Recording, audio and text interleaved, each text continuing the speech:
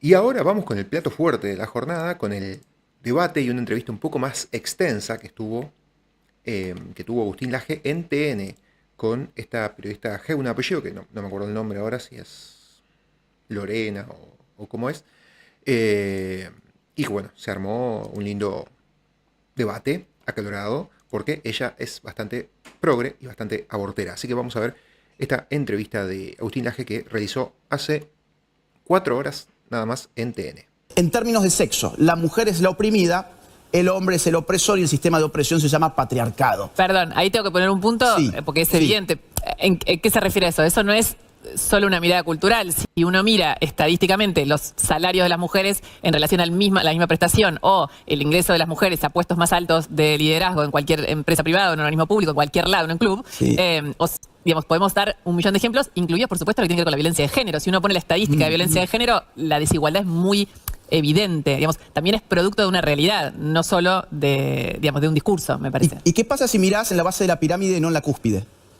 Es que eso es la base de la pirámide. No. Cuando uno mira la mayoría, es la base de la pirámide. No, cuando mirás la mayoría no es la base. En la base de la pirámide vas a encontrar que los peores trabajos, los trabajos más antihigiénicos, más peligrosos, más vinculados con enfermedades laborales, no los ejercen las mujeres, los ejercen los hombres. Si vos mirás Incluso vas cuántas a mujeres encontrar... son enfermeras, digamos, cuántos hombres son enfermeros en el sistema público de salud, por ejemplo, y cuántas personas son docentes en el sistema público argentino. ¿Y Que para mí no son trabajos muy dignos, lo que digo es... Sí.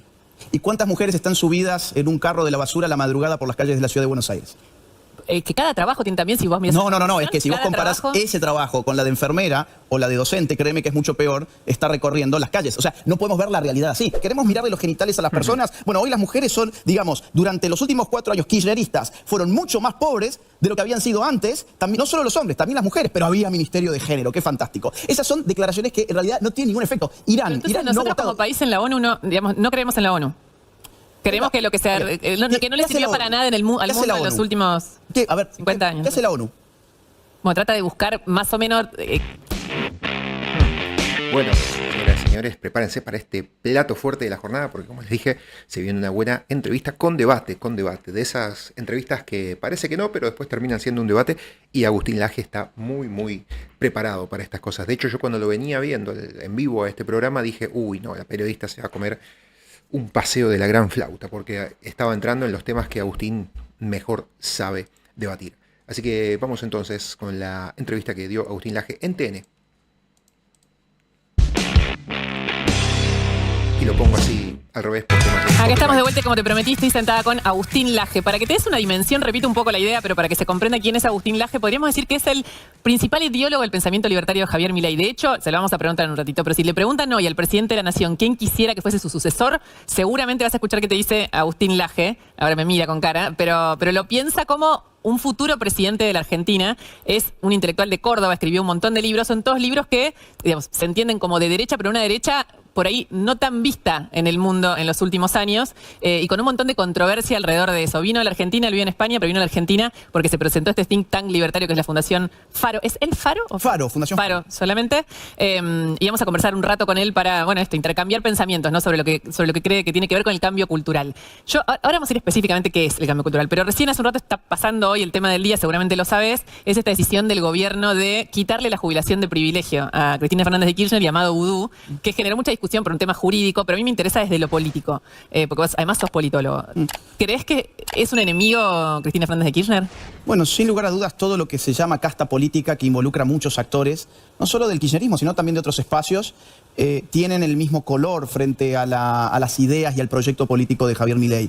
Cristina Fernández de Kirchner, además en este caso estamos hablando de una doble condena por temas de corrupción, con lo cual simbólicamente es muy importante quitarle su jubilación de privilegio. Muy importante, y yo creo que hay una opinión pública muy mayoritaria que está de acuerdo con eso. ¿Eso a pesar de que sea ilegal en términos jurídicos? Eso lo tendrán que discutir los abogados, yo no soy abogado, y tendrán que definirlo los jueces. Digo, porque cuando uno piensa en esto, eso está el ejemplo, lo dio ella en su carta, ¿no? Pero lo podemos utilizar otros ejemplos, pero que Rodríguez Sá fue presidente durante unos pocos días en una presidencia que fue también vergonzosa. La expresidenta da como ejemplo a Carlos Menem, que tuvo doble condena y no se le retiró la pensión a su hija. Sí, pero esta es una nueva Argentina. Yo no lo compararía con otros proyectos políticos, justamente. Es muy bueno tener en cuenta que en esos casos se ha cometido una injusticia también. El problema es que las injusticias pasadas no habilitan las futuras. Al contrario, si hay una nueva era en la Argentina, como mucha gente ha pedido y en las urnas se habló muy claramente hace 11 meses, pues entonces hay que empezar a hacer las cosas distintos. El asunto jurídico lo discutirán los abogados. ¿Qué lugar tiene la corrupción en el cambio cultural? Bueno, a ver, es la parte más vistosa de las consecuencias nefastas de la corporación política. El cambio cultural en realidad es mucho más profundo que eso, pero la corrupción es lo que está en la superficie. Entonces, combatir la corrupción, en principio, para cualquier gobierno tendría que ser algo loable. El problema de la Argentina es que nunca ha visto a los corruptos tras las rejas. O por lo menos los casos son mínimamente contados. No sé, podemos hablar de vudú. Y mira, me sobran los dedos de una sola mano para poder, ver nombre por nombre. Ahora, eso tiene que cambiar. Y este es un gran paso. ¿Vos dirías que están como curados de corrupción, un gobierno libertario en este caso? ¿Está exento de corrupción? Exacto. No, no está exento de corrupción nadie que pase por el Estado. Por eso, al primero que amague incluso hacer algún acto de corrupción, pues hay que cortarles las manos. Sentido figurado, vamos a decir por las dudas, sentido metafórico. Tienen que sacarlo de inmediato del gobierno. Entonces, ahí está una de las tantas misiones que tiene Javier Milei y su gente, que es estar supervisando que no pase absolutamente nada vinculado con corrupción en estos años. Recién vos nombrás, ahora vamos a sumar a Manu Jove a la conversación, pero recién hablabas del Estado. Digamos, muchas veces si uno habla con algunos de los principales funcionarios del gobierno, dicen que si fuese por ellos no existiría el Estado. Bueno, esa es una línea muy particular que es el anarcocapitalismo. Dentro de la Libertad Avanza hay distintas líneas, hay sectores más anarcocapitalistas, hay sectores liberales clásicos, hay sectores paleolibertarios, hay sectores conservadores, hay sectores soberanistas que conviven en lo que por economía de términos podríamos denominar nueva derecha. Entonces, hay gente que piensa de esa manera, no es la forma, claro, en la que yo pienso. Creo que el Estado es un mal necesario, es un mal porque tiene que ver con el monopolio de la fuerza física, pero al final del día hay que evitar, digamos así, el desorden social, la avanzada sobre los derechos naturales o los derechos individuales, y para eso es necesaria una autoridad política. El tema aquí no es aniquilar al Estado, porque eso, a ver, a mi juicio eso no va a pasar ni puede pasar. Lo que hay que discutir entonces es el tamaño del Estado, y ahí el consenso dentro de la Libertad Avanza es enorme. Queremos un Estado minúsculo. Manu, espérame que no te escucho. A ver. Agustín, ayer vos fuiste un poco más allá de la participación de Milei, por supuesto, uno de los anfitriones, en definitiva, de lo que pasó en la Fundación, con mucha presencia empresarial particularmente. Sí. De hecho, muchos que pagaron lo que había que abonar, digamos, para participar de esa cena a modo recaudatorio. Te pregunto, ¿qué percepción tienen los empresarios? Sabemos que muchos de ellos, la mayoría económicamente, digo, había de distintos rubros importantes, salud, medios de comunicación, energía. Muchos de ellos en las medidas económicas acompañan efectivamente al gobierno. Ahora, ¿qué posición tienen respecto a la batalla cultural que vos, particularmente, el propio presidente, tanto pregonan? Bueno, ayer tanto en el discurso de Javier Milei como en el mío, aclaramos que esta fundación evidentemente está constituida para difundir y para formar en las ideas de la libertad, del gobierno limitado, la economía de libre mercado, pero que además vamos a tener un eje muy fuerte en lo que llamamos batalla cultural, que no necesariamente se reduce a lo económico, sino que somos conscientes de que un gobierno, por más que tenga muy buenos resultados económicos, no necesariamente se sostiene en el tiempo. El ejemplo más claro es Chile. Los empresarios tienen que entender esto. Uno puede generar muy buenos resultados económicos, pero aún así perder en la batalla cultural y generar un cortocircuito entre la sociedad y las autoridades políticas. Esto pasó en Chile año 2019. Claro, como lo explicaba muy bien Agustín en sus conferencias del 2020, 2021.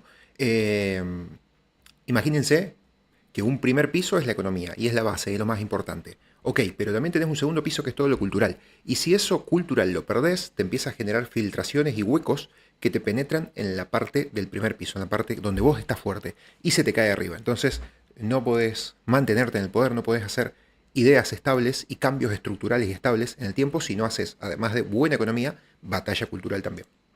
Por un aumento de alrededor de 2 centavos de dólar del metro, estalló la sociedad chilena y hasta el día de hoy están discutiendo a ver qué nueva constitución van a tener para su nación.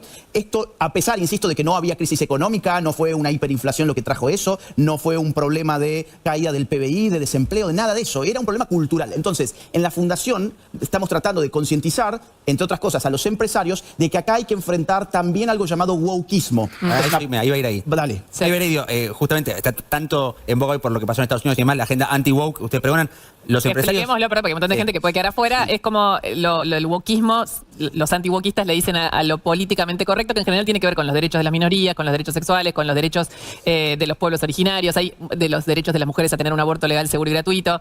Hay un paquete mucho más amplio que Mirá. este reduccionismo que estoy haciendo, pero que el antiguoquismo, que es un poco Trump ahora y Elon Sí. Musk, Fíjense cómo son nombró los derechos. principales líderes, junto con Javier Milei y otros líderes del mundo, Palabra que talismán. combaten esta manera de ver el mundo. Curiosamente, De los la zurdos. palabra woke no está establecida por los anti-woke. No es que los anti-woke dicen No, es ustedes verdad. son woke, sino que lo woke refiere al despertar, a wake up. Claro. Sí, exacto. Al despertar. Entonces, ¿qué es el wokeismo? Yo lo explicaría de esta forma. Es la difusión descontrolada de la dialéctica opresor-oprimido que antes la izquierda la utilizaba casi de manera monopólica en el terreno de las relaciones económicas. Es decir, el rico es el opresor, el pobre es el oprimido, el burgués es el opresor, el obrero es el oprimido. Eso, después de la Guerra Fría, pierde mucho valor político y lo llevan a otro tipo de relaciones sociales y condiciones propias de la existencia humana. Ejemplos. En términos de sexo, la mujer es la oprimida, el hombre es el opresor y el sistema de opresión se llama patriarcado. Perdón, ahí tengo que poner un punto, Sí, porque es sí. evidente. ¿En qué se refiere a eso? Eso no es solo una mirada cultural. Si uno mira estadísticamente los salarios de las mujeres en relación a la misma prestación o el ingreso de las mujeres a puestos más altos de liderazgo en cualquier Que viene. empresa privada o en un organismo público, en cualquier lado, en un club, Sí.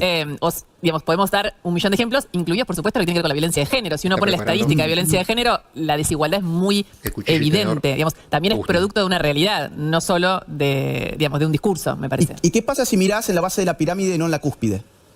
Es que esa es la base de la pirámide. No. Cuando uno mira la mayoría, es la base de la pirámide. No, cuando mirás la mayoría no es la base. En la base de la pirámide vas a encontrar que los peores trabajos, los trabajos más antihigiénicos, más peligrosos, más vinculados con enfermedades laborales, no los ejercen las mujeres, los ejercen los hombres. Si vos mirás Incluso cuántas vas a mujeres encontrar... son enfermeras, digamos, ¿cuántos hombres son enfermeros en el sistema público de salud, por ejemplo? y ¿Cuántas personas son docentes en el sistema público argentino? ¿Y Que cuán- para mí- Bueno, pero eso tiene que ver con una libre elección de esas personas en estudiar y elegir la carrera que sea. Y aparte, por lo menos tuvieron la chance de estudiar esas mujeres, cosa que los hombres no, porque se les exige socialmente que laburen desde antes y no tienen ni siquiera tiempo para estudiar. Pero bueno, fíjense cómo ella pensó que la base de la pirámide era puestos en cargos administrativos, en cargos importantes. Fíjense lo poco conectada con la realidad que está. Claramente, bueno, esta señorita debe ganar muy bien y andar en una vida bastante lujuriosa por el centro de Buenos Aires, que le dicen la París de América. Así que imagínense el nivel de vida y la calidad de vida que tiene. Claramente desconectada con la realidad. Imagino que esta chica no se toma un bondi, un colectivo urbano, hace bastante tiempo. a mí no son trabajos muy dignos, lo que digo es... Sí. ¿Y cuántas mujeres están subidas en un carro de la basura a la madrugada por las calles de la ciudad de Buenos Aires? Que cada trabajo tiene también, si vos mirás... No, es que si vos cada comparás trabajo- ese trabajo con la de enfermera o la de docente, créeme que es mucho peor estar recorriendo las calles. O sea, no podemos ver la realidad así. Vos has dicho cosas muy interesantes. Por ejemplo, es evidente que en la cúspide de una empresa, los datos son clarísimos, hay predominancia masculina. Ahora, también es evidente que los peores trabajos en nuestra sociedad siempre los han tomado los hombres. Más aún el trabajo de ir a una guerra. Es decir, veamos el asunto de una manera completa. Más aún, vamos a otras estadísticas, porque vos has dicho hay millones de estadísticas, yo te puedo dar otro millón de estadísticas. Por ejemplo, los suicidios. ¿Quién se suicida más? El hombre, por mucho más. El 80% de los suicidios aproximadamente son de hombres y no de mujeres. Los homicidios, tenés un punto muy válido con la violencia de género. con la violencia de género. Aún así, la violencia de la mujer contra el hombre se da en un 33% a nivel mundial. No es algo despreciable. Ahora, cuando ves homicidios sin mirar los genitales de las personas, yo tengo muchas más probabilidades de ser asesinado hoy cuando salga a la calle que vos, por Por ejemplo. un hombre o por una mujer. ¿Y cuál es? A ver, No, bueno, porque- es que me da lo mismo, soy No, no, pero asesinado. no da lo mismo. No, es que no cambia nada. El punto es que he es sido una pelea de asesinado. género, es una búsqueda de equilibrio en lo que está desequilibrado. Exacto. Porque Mirá, esa vos, agenda es... Vos tenés mucha más probabilidad de ser violentada por tu pareja, físicamente, no No, y ser psicológicamente. violada en la calle que vos. Exactamente. Y yo tengo mucho más probabilidad de que cuando salga acá me peguen un tiro, por ejemplo, que vos. Entonces, como no es una competencia, no podemos mirar la realidad tapándonos un ojo. Ese es el punto. El wokeismo, ¿qué hace? El wokeismo dice, no. Este es un mundo dividido en blanco y negro. Vos sos la oprimida, vos sos el opresor por tu sexo. Pero incluso podría ser también, por ejemplo, por tu orientación sexual. O podría ser por tu identidad de género. O podría ser por tu raza, por tu etnia. Podría ser incluso por tu especie. Es decir, según el wokeismo, por ejemplo, una de sus corrientes es el antiespecismo. Según esa corriente, nosotros como seres humanos oprimimos a la madre tierra. Entonces, ¿qué es esto de wokeismo? Es la dispersión descontrolada de esa dialéctica opresor-oprimido que al final del día hace un daño tremendo porque conflictúa todas las relaciones sexuales, las relaciones de familia, las relaciones de amistad, las relaciones dentro de una empresa, de un club, de una iglesia. ¿No se conflictúan solas por el secreto, por ejemplo? ¿Perdón? No se conflictúan solas por el secreto. Durante muchísimos años la violencia de género intrafamiliar se fue acumulando por secreto. Lo que fue pasando en esta última época, que se le dio en llamar wokeismo, por esto del despertar, es que muchas cosas de las que no se hablaba se empezaron a hablar. Entonces, ¿por qué pensar que la humanidad contenga lo desigual implica que haya esta antinomia? No es una cuestión de antinomia, sino de equilibrio. ¿Por qué tiene que venir una contracorriente? Porque no ha resuelto nada. No No ha resuelto nada. A ver, te tomo el punto. Es decir, no podemos quedarnos callados frente a esto, pero ahora la idea de decir que por ser mujer sos una oprimida y por ser hombre sos opresor, Esa es otra ha generado un conversación. paradigma. No, es que ha generado un paradigma que se ha convertido en poder político. Tuvimos 4 años, Ministerio de la Mujer, los Géneros, las Diversidades, y contame, ¿cuáles han sido los resultados para la mujer en Argentina? Sí, pero si no hay resultados, entonces no hago nada. Voy a dar algunos ejemplos de la política pública de Argentina ahora, que estamos Sí. tomando cambios desde el Estado en muchas decisiones que nos ponen en un lugar único en el mundo. Qué sé yo, hoy, por ejemplo, en la ONU hubo Sí. una votación, digamos, es la segunda en lo que va esta semana, una votación de Argentina, donde somos el único país del mundo, por encima de Irán, donde no votamos a favor, es una resolución, si querés, general sobre la protección de mujeres y niños en lo que tiene que ver con la violencia. No, porque lo que pasa es que eso es una Si querés, mascarada. pongámoslo Sí, dale. para que la gente lo vea. Y esta misma semana hubo algo muy similar con respecto a los derechos de los pueblos originarios y a su protección, a conservar sus derechos.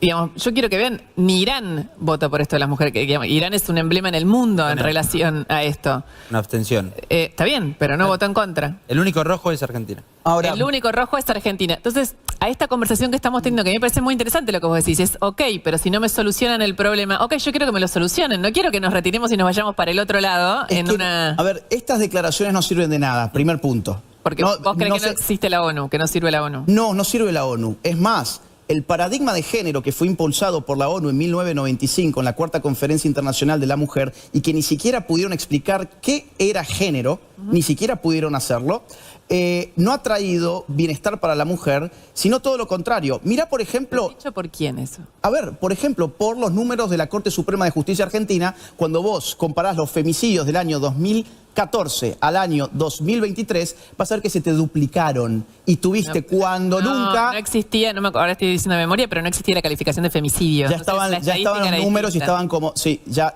existía.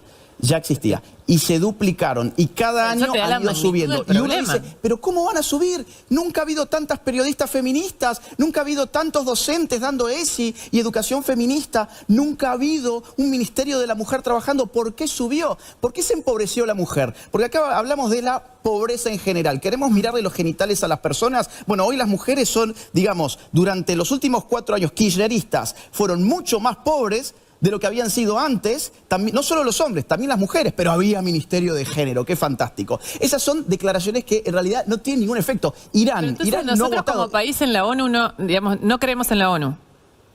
Creemos Oiga, que lo que se que no le ¿qué hace sirvió la para ONU? nada en el ¿Qué al hace mundo la en los ONU? últimos... A ver, 50 años, ¿Qué no hace sé. la ONU? Bueno, trata de buscar más o menos, voy a buscar una manera sencilla de decirlo, pero reglas claras, consensuadas por la humanidad para que el mundo tenga una Por la convivencia humanidad. mejor, podríamos ¿Quién no decirlo respeta así. esas reglas?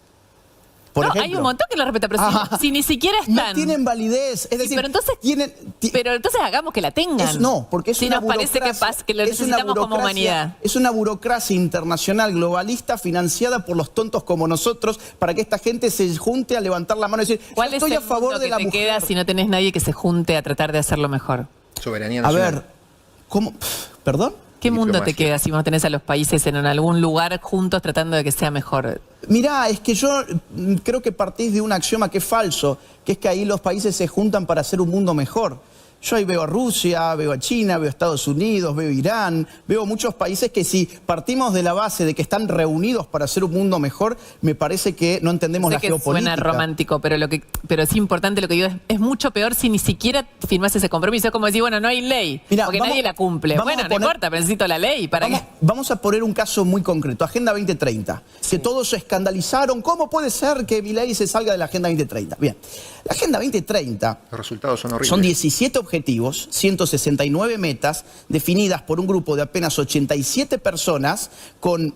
Aparte, metas maximalistas, cosas que cualquier persona que no sea romántica ni naif sabe que no se van a cumplir, que de hecho están diseñadas para fracasar y que de hecho están fracasando a tal punto que ahora lo quieren estirar al año 2045. Entonces, cuando vos decís, hoy, por ejemplo, hay más hambre que en el 2015, cuando apareció Agenda 2030, hoy hay más guerras en el mundo que en el 2015, cuando apareció Agenda 2030, hoy la educación está más deteriorada en el mundo que cuando apareció Agenda 2030, todo el COVID-19 tuvo un efecto nefasto en la educación, que Por cierto, la OMS de la ONU fue la que dictaminó las directrices para manejar la pandemia y no le fue tan bien, digamos, a la gente con estar encerrada y ver cómo se destruía su negocio y su psicología. Entonces, a ver, cuando yo veo esos resultados digo, pero por Dios, ¿quién ve algo bueno de esto de Agenda 2030 cuando los resultados están a la vista de todos y la propia ONU te dice, estamos peor que en el 2015, denos más poder para el 2045? ¿Y entonces qué hacemos? ¿Se sale si quien pueda? Reivindicar la soberanía de la nación, entender que no necesitamos a burócratas internacionales para convencernos de que sacar a la gente de la pobreza es bueno, que defender a la mujer es bueno, que garantizar los derechos individuales ¿Pero es qué bueno. sería defender a la mujer? Bueno, por ejemplo, una economía sana que le permita tener una vida digna. Pero- lo que no ha habido en este país, a pesar de tanto feminismo. En O, por políticas de ejemplo, violencia de género. reducir la violencia contra la mujer. El problema es que el paradigma de género ya lo hemos probado, pero por Dios, no tropecemos tantas veces con la misma piedra. Ya hemos probado ese paradigma, ya sabemos que no funcionó. Entonces, probemos otro. Es más, a ver, hasta tal punto ese paradigma del género no ha funcionado, que no solo en Argentina es el ejemplo. Tenés ejemplo en España, el país más feminista hispanohablante, tenés ejemplos en México, cómo Lo se que yo no disparó la termino de violencia entender, contra la mujer. digamos, son un montón de temas. O sea, me gustaría hablar muchísimo. Es muy interesante conversar con vos porque hay un millón de temas que se abren y porque de alguna manera ponen en cuestionamiento casi los consensos con los que venimos funcionando. Es que no son consensos. No se debatió. ¿Quién debatió la Agenda 2030? ¿Quién? Bueno, en la ONU todos los países. Para eso está. ¿Cuánta gente? Mirá, ¿sabés qué? Fueron 30 representantes que conformaron el grupo de tarea abierta. 30 representantes fijando 17 objetivos y 169 metas para todo el mundo. ¿A vos te parece que eso es un debate? ¿Quién lo debatió acá en Argentina? En Argentina los representantes diplomáticos argentinos en esos organismos. Pero no fue la sociedad entonces. Bueno, pero la sociedad no va a discutir todos los temas No, todo pero el tiempo. debería, Pero acá discutió, debería. la sociedad discutió y aprobó, y esto es lo último, pero nos quedamos sin ¿Y tiempo, los medios? el aborto legal, seguro y gratuito. Se discutió socialmente, se discutió en el Congreso y se aprobó una ley. Sí, y se había ustedes rechazado, se creen? aprobó durante la pandemia. Ay, se aprobó. Y la sociedad lo discutió y hubo infinita más audiencia pública que en el aborto. ¿Ustedes van a promover que esa ley, digamos, se desarme? Yo no soy parte del gobierno, yo no puedo promover nada. Ahora, te digo, Pero como en Estados A ver, Unidos, este think tank es un poco esa idea de que son órganos de pensamiento que abonan política pública. Que me parece que está bien. No somos un órgano que sea parte del gobierno ni parte de la Libertad Avanza. Estamos apoyando las mismas ideas en todo caso y queremos formar cuadros técnicos, culturales y políticos. Ahora, si la pregunta es personal, esto no es una declaración oficial Está porque no bien. tengo ningún cargo, Perfecto. yo te diría, pero ojalá que podamos volver a discutir el asunto para reivindicar el derecho a la vida. Esta es una nueva Argentina. Toda la basura kirchnerista ya pasó. Ahora tenemos que construir una nueva Argentina. Y no nos olvidemos, en el 2018 el aborto había sido no. Esperaron a un momento muy complicado como la pandemia para decir tenemos que reabrir el debate. Y vos, Luciana, la última vez que hablamos a distancia, yo estaba en Córdoba. Discutimos por esto también, no me acuerdo. Sí, y vos me dijiste algo muy interesante que me quedó dando vueltas, por eso te lo No me lo recuerdo. acuerdo. Me habías dicho, pero si eso ya fue debatido, ¿por qué hay que volver a debatirlo? Lo mismo podría preguntar yo, ¿por qué hubo que debatirlo en una pandemia para pasar esa ley y por qué en todo caso no podemos debatirlo ahora En nuevamente? relación a eso, 2 yo años lo que después. decía es si todas las leyes que existen las vamos a debatir de nuevo, según cuando cambie un gobierno y el pensamiento ideológico, digamos, finalmente no tenés reglas con las que funcionar. Sobre todo en esto que ha sido una... Digamos, porque el derecho a la vida está cuidado. La mujer que quiere tener un hijo lo puede tener. Sí, pero el derecho a la vida del hijo no está cuidado. Ese es el problema. Abrimos otra, vamos a terminar como en Córdoba, se nos termina el tiempo. Nada, te agradezco mucho haber venido. Sabemos la otra vez te habíamos invitado y al final, a último momento, No te se preocupes. pudo dar. Y siempre bienvenido para Te agradezco conversar muchísimo sobre esto. y Manu, gracias. Que no le dejé preguntar nada, pobre Manu, al final. Muy interesante. Bueno, tremendo, tremendo. Claro, ahí Agustín Laje al final le dijo, porque la chica le decía, ¿cómo vamos a debatir eso si en el 2020 ya se aprobó? Bueno, 2025 lo podemos debatir de vuelta, porque claramente si en el 2018 le dijimos que no al aborto, pero después en el 2020 se debatió de vuelta y se aprobó, bueno, claramente en ese momento seguramente a esta señorita no le parecía mal debatir de vuelta el aborto. Bueno, ahora que va en contra de lo que piensa ella, sí le parece mal. Bueno, y aparte porque, como ya sabíamos, en aquel momento en el 2020 la mayoría de la gente, esa mayoría silenciosa, estaba en contra del aborto y a favor de la vida y bueno, claramente desde todos los medios se fogoneaba para que esto se vote y además porque bueno, recibieron los diputados y senadores que votaban esa ley, recibieron bastantes incentivos para que voten a favor de aprobar el aborto. Bueno, un gran debate de Agustín Laje con Luciana Geuna, ahí me acuerdo el nombre. Eh, y bueno, vamos a ir cerrando con este vivo, con este video, con este programa. Como ya saben, acá en la descripción de este video tienen otros canales, otras redes y los alias y demás. Si quieren colaborar con el canal, se los agradezco muchísimo. Buen programa el de hoy. Hemos visto varias cosas y sobre todo porque lo más importante de estos últimos momentos, de estas horas, fue lo de Agustín Laje y su raid mediático, que todavía creo que me falta alguna entrevista, que la buscaré por ahí. Y seguramente, bueno, si sigue en Argentina mañana va a estar en algún que otro programa más y vamos a tener más entrevistas. Y bueno, nos quedan varias cosas pendientes para los próximos programas. Y bueno, esto de la Fundación Faro claramente se llevó las luces en el día de la jornada de hoy. Abrazo grande para todos, cuídense y nos vemos en el próximo programa que va a ser el 110 ya. Así que bueno, abrazo grande y nos vemos mañana. Que tengan